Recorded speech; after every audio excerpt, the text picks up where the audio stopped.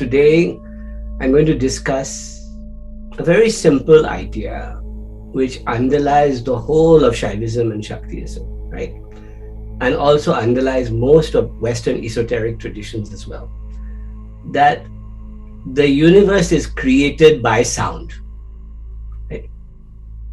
The logos, the first sound, the Pranava, as we call it in Shaivism. AUM, whatever you want to call it, the first tone. And everything that comes out of that tone is a descent from perfection to all these forms, right? It's kind of like a trickling down. And Shaivism went as far as defining it as 36 levels of descent, right? They called it the Tattvas, the 36 Tattvas, and we'll talk about that today. But you'll see this number 36 in all esoteric traditions. You'll see the number 33 and the number 3. And typically this is to do with the number of spinal column of the spinal cord and the 3 parts of the brain at the top. And so you're talking about 36 gates in a way, right, to that frequency.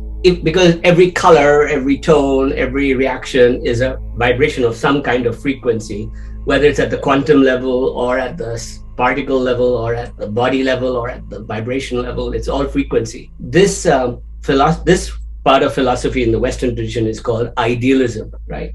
And idealism is the idea that the universe is made up of perfect forms, and we are only perceiving kind of trickle down lower grade versions of those perfect vibratory forms. And that was the whole Platonic and Pythagorean idea, is that everything had perfect geometry and perfection. I want to play a little short video, Alex, on a very interesting current philosopher called Bernardo Kastrup that I want to kind of play you a little. He gave a little talk about this underlying tone of the void. And I thought this was so appropriate to us. And I'm inviting him to come and talk on our podcast. So we'll talk about that soon. We'll get Bernardo on and that'll be fun. But I want to just play this video, guys. Just watch this. It's really cool. So we're all talking about the Om today. And he's an idealist philosopher. That means he believes that the universe is made up of intelligence, what you can call consciousness, Shiva, whatever we want to call it. He believes in that. He's of a Spinozan kind of bent of mind. And I want you to hear what he says. It's just a couple of minutes, so just enjoy this. Now, what people refer to as this great void state, I have 2 speculations about it. One is, if it is a completely non-excited state of consciousness, which is coherent to infer that it could happen, then there's nothing to talk about, there's nothing to remember. And then how do they know that they've been there? You see? Because there's nothing. What is there to talk about? How do they know? All they know is they don't remember. Does that mean that they were there, or just that they don't remember?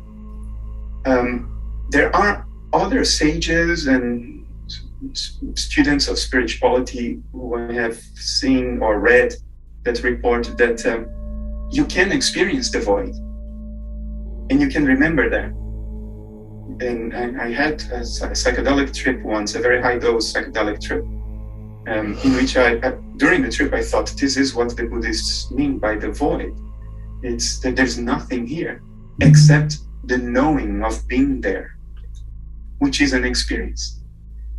And it's an experience you can talk about. Now, if that's what the void is, then I would say the void is a carrier wave. I keep using this communications metaphors because I also have a degree in electronics engineering. A carrier wave is a fundamental tone. When you are driving your car and you select a radio station, you're tuning to a particular frequency, to a particular carrier wave, which is excited. It is a vibration of the electromagnetic field with a certain frequency. And the radio program is modulated on top of it. it's a further excitation of that carrier wave. Now, if you think our ordinary experiences are like the radio program, a modulation of a carrier wave, when the program stops and nobody's saying anything, then all you have is the carrier wave. It's a fundamental tone. In Indian philosophy, they call it the drone. Even in Indian classical music, they call it the drone.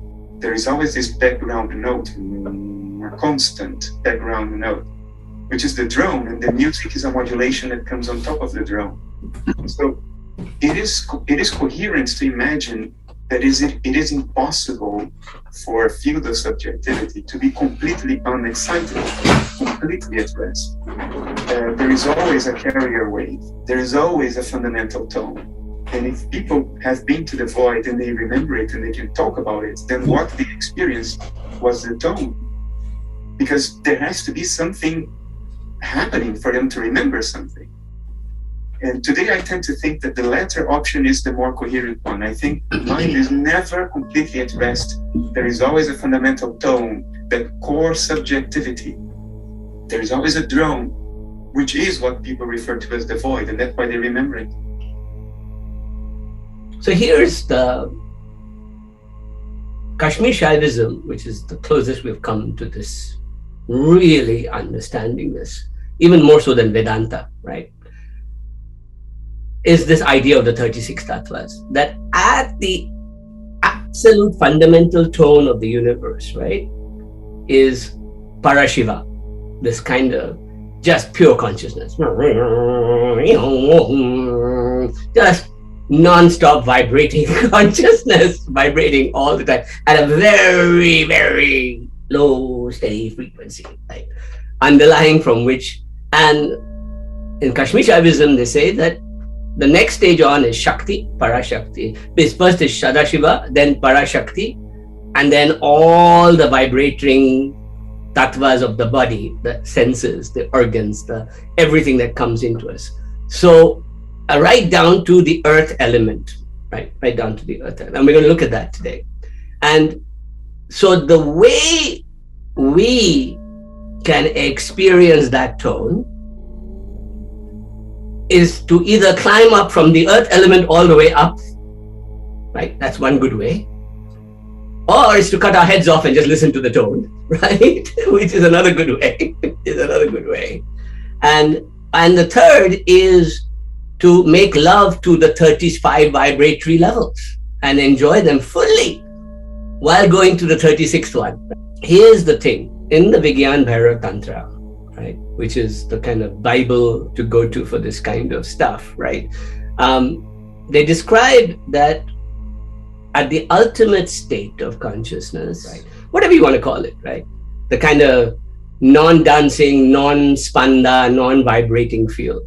So in Kashmir Shaivism, this dance of Shiva and Shakti is called spanda, right? It is a pulsing, vibrating dance. If you go down to South India and you go to the Nataraja temple, you will feel that throbbing dance that they do with the Bharatnatyam, with the drumming, with the Nataraja, with the Tandava, with these pulses. So when you do rhythmic dancing, right, the breathing changes, your pulse changes, you ground yourself much more. You're kind of suddenly going primeval and ancient, and you're vibrating with nature, with everything. It's almost both sexual and yet harmonic. It's a weird kind of rhythm that comes with dancing, right? And if you listen to good African music or even hip hop, the beats are very earth frequency, 7.83 Schumann frequency, you know, that just, you know, you're just feeling it, right? So that's why the Indians were obsessed with mapping, because they went from that lowest vibration sound of earth, right, which can be growled, right, right to the highest frequency of no sound at all, right?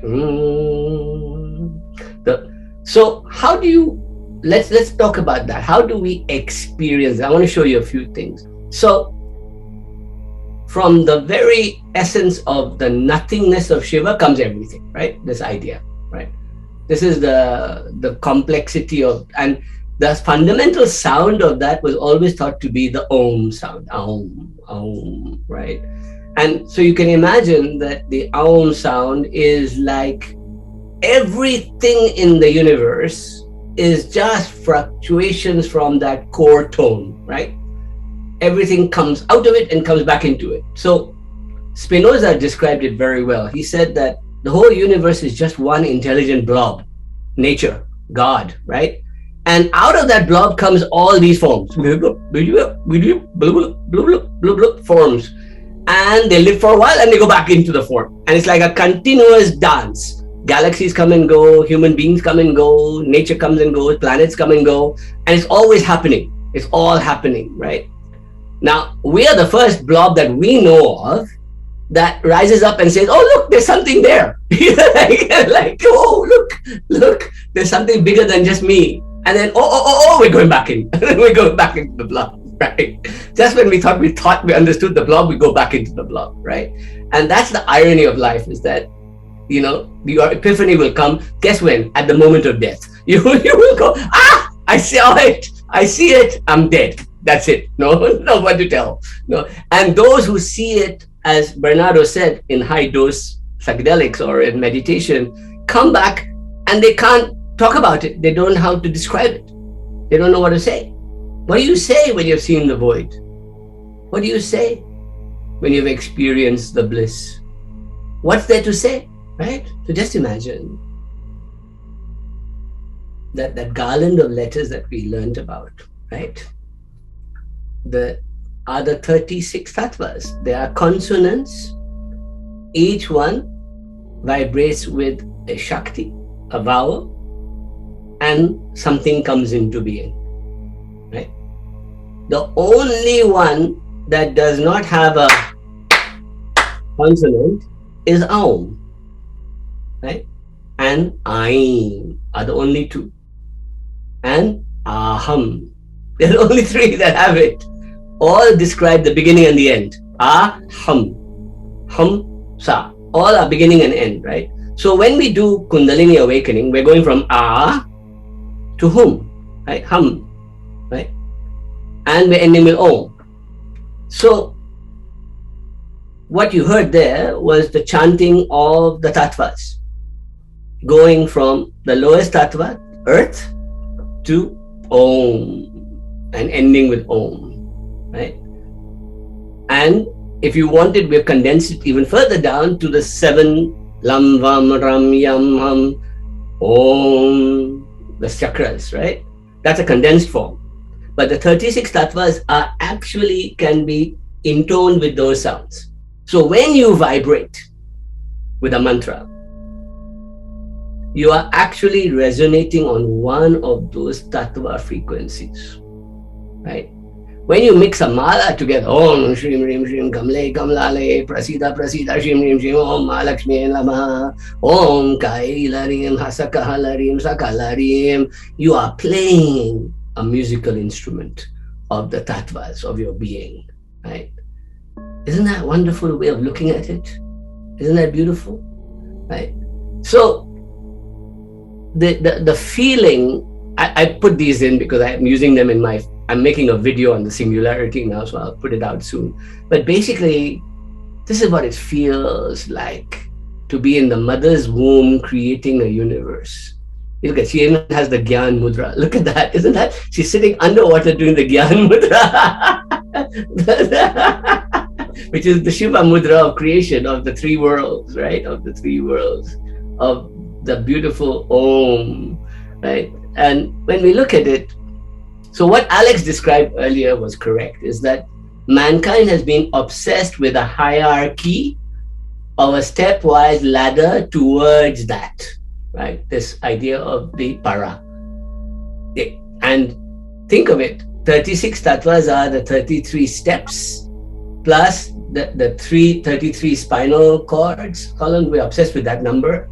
And we go to the top 3, which is the reptilian brain, the midbrain, and the neocortex, and then boom, we're through to the other side, right? And all Kundalini yoga, all yogas are to take you up the body, shut it all down, shut this down, shut this down, shut that down, and go through to the other side, right? So that means that if I did a Kriya with you, we can actually go and listen to the ultimate Tattva now, right? And, and I'll do that in a second with you. And so all sounds, they say, come from that first sound and emanate out towards us, right? This is one way of looking at it. I'm going to do a very rapid meditation with you, right? That so one thing that Swami Vivekananda said, which is very important, is that if you practice this kind of meditation, right, whether it's Kashmir Shaivism or Vedanta or Om meditation or whatever, you are literally letting go of all religions, all superstitions, all beliefs, and letting them go, right? Because you are tuning into the ultimate sound of the universe. That means superstition is getting obsessed with one of the lower frequencies of the Tattvas, right? So if I'm obsessed with star systems, or if I'm obsessed with the zodiac, or if I'm obsessed with whether if I throw the I Ching this way, it'll come out in a particular way, or whether the stock market is a particular way, or whether the lunar cycles are obsessed, I'm obsessed with the lunar cycles, or I'm obsessed with, palmistry, or I'm obsessed with anything. Swami Vivekananda said, all of that is superstition. That means you're obsessed with one of the lower frequencies of the Tattvas, right? Think about that for a second. Right? The ultimate power for you is to vibrate at the frequency of the underlying tone of the universe. So that, guess what happens? You can then create your own universe. You become the architect. You become what the Masons call the great architect of the universe, right? What would it be like to be an architect of your own reality? Would you like that? There is an underlying tone. Let's say that's our first understanding, right? Okay. When I do different things, I'm at different tones at different times of the day, different emotions, different, when I do mantra, when I do breathing, when I do reaction, when I get angry, different tones take over, right? Frequencies occur, right? However, I am the architect and the alchemist behind it all. So I can bring myself back to the central tone, right? And vibrate at that frequency more and more and more of the time. Now I can use a mantra to get there, Kai Ilarim, Hasaka Halarim, or Shrim, or Om, or whatever I like, right? I can do it. But I can also go to my heart and just sit there and wait for the grace to come and the calm to come, right? I can also do that. That's the integral yoga path, right? Which is just to sit and wait in that, and the grace will come, right? The tone will come.